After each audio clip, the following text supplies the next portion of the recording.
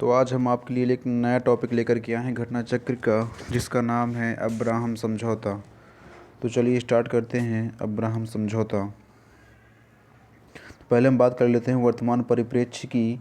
15 सितंबर 2020 को दो अरब देशों यथा संयुक्त अरब अमीरात और बहरीन ने इजराइल के साथ राजनयिक संबंधों की स्थापना हेतु एक समझौते पर हस्ताक्षर किए। इस समझौते को अब्राहम समझौता नाम दिया गया।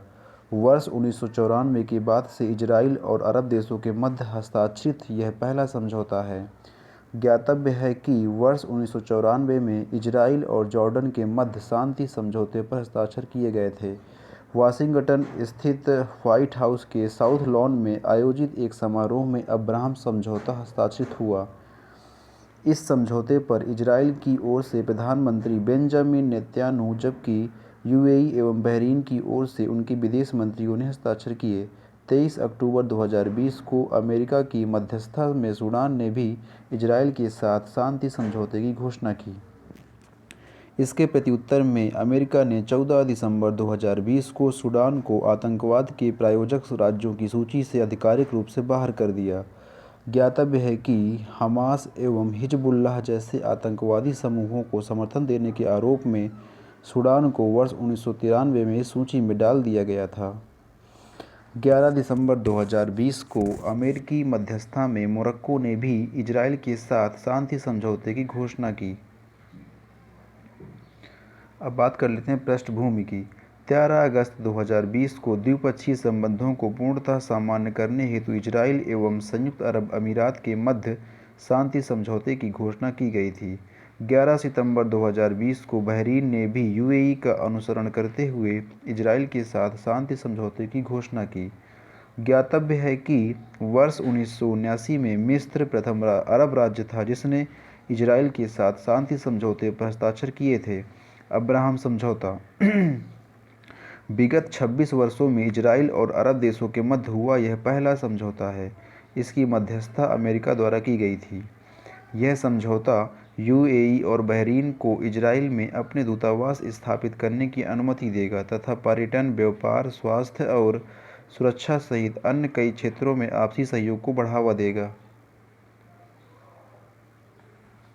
इस समझौते के माध्यम से पूरे विश्व के मुसलमानों के लिए इजराइल में ऐतिहासिक स्थलों का दौरा करने और यरूशलेम में अल अक्सा मस्जिद, जिसे इस्लाम में तीसरा सबसे पवित्र स्थल माना जाता है, में प्रार्थना करने का रास्ता साफ हो गया। अब्राहम समझौते का प्रभाव। दशकों से चली आ रही इजराइल अरब शत्रुता के बाद यह समझौता एक व्यापक इजराइल अरब मैत्री का मार्ग प्रशस्त कर सकता है। हालांकि अंतर्राष्ट्रीय संबंध के विश्लेषकों के अनुसार इस समझौते द्वारा अरब क्षेत्र में सक्रिय युद्धों की समाप्ति नहीं होगी। अमेरिकी राष्ट्रपति डोनाल्ड ट्रंप की एक वैश्विक राजनेता के रूप में छवि मजबूत होने की उम्मीद उनके समर्थकों द्वारा की जा रही है। इजराइल के प्रधानमंत्री बेंजामिन नेतन्याहू की अरब राजनीतिक स्थिति में सुदृढ़ता आने की प्रबल संभावना व्यक्त की जा रही है। भारत पर प्रभाव। भारत के इजराइल तथा खाड़ी देशों से संबंधों का विस्तार होगा। खाड़ी देशों से ऊर्जा आपूर्ति में स्थिरता प्राप्त होने की संभावना प्रबल होगी। भारत इजराइल सामरिक संबंधों में बाधा पहुंचाने वाले तत्व कम होने से एक सुदृढ़ता प्राप्त होगी। अरब देशों में भारतीय विदेश नीति का प्रभावी संचालन संभव होगा। चुनौतियां क्या हैं इस फील्ड में? इस समझौते में फ़िलिस्तीन समस्या को नज़रअंदाज किया गया है, जिससे भविष्य में फ़िलिस्तीन संकट और गहरा सकता है। इस समझौते को इजराइल में व्यापक जन समर्थन प्राप्त हुआ है, परंतु यह चिंताएं बनी हुई हैं कि यह समझौता बहरीन और यूएई के लिए अमेरिका से आधुनिक हथियारों की खरीद को संभव बना सकता है, जो इस क्षेत्र में इजराइल की सैन्य बढ़त को प्रभावित कर सकता है। यूएई और बहरीन में इस समझौते को व्यापक जन समर्थन न मिलना भी चिंता का विषय है। गौरतलब है कि बहरीन के शिया बाहुल्य विपक्षी समूह द्वारा इस समझौते का विरोध किया जा रहा है। इस समझौते से क्षेत्रीय शिया और सुन्नी समूहों में मतभेदों की वृद्धि की संभावना बनी हुई है। अब हम समझते हैं कि आखिर अरब इजराइल विवाद है क्या। अरब इजराइल विवाद के बीज वर्ष 1917 की बैल्फोर घोषणा में ब्रिटेन द्वारा बो दिए गए थे। गौरतलब है कि इस घोषणा में ब्रिटेन ने फ़िलिस्तीन में यहूदियों को एक राष्ट्रीय घर देने का वचन दिया था। 29 नवंबर 1947 को संकल्प 181 के अंतर्गत फ़िलिस्तीन के यहूदी और अरब राज्य में विभाजन की घोषणा की गई थी। इस संकल्प के अनुसार यरूशलम मतलब धार्मिक महत्व का क्षेत्र को अंतर्राष्ट्रीय नियंत्रण में रखा गया। इस विभाजन व्यवस्था को अरबों ने अस्वीकार कर दिया था। मई 1948 में इजराइल द्वारा स्वतंत्रता की घोषणा के बाद 6 अरब देशों यथा मिस्र, सीरिया, जॉर्डन, लेबनान, सऊदी अरब तथा इराक ने यहूदी राज्य पर आक्रमण कर दिया।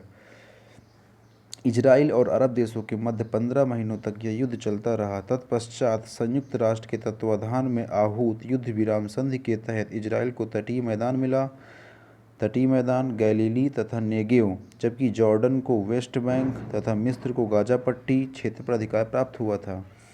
यरूशलेम का भी विभाजन हुआ था। जॉर्डन को पूर्वी यरूशलेम एवं इजराइल को पश्चिमी यरूशलेम पर नियंत्रण प्राप्त हुआ था। वर्ष 1967 में सिक्स डे वॉर में इजराइल को भू राजनीतिक बढ़त प्राप्त हुई।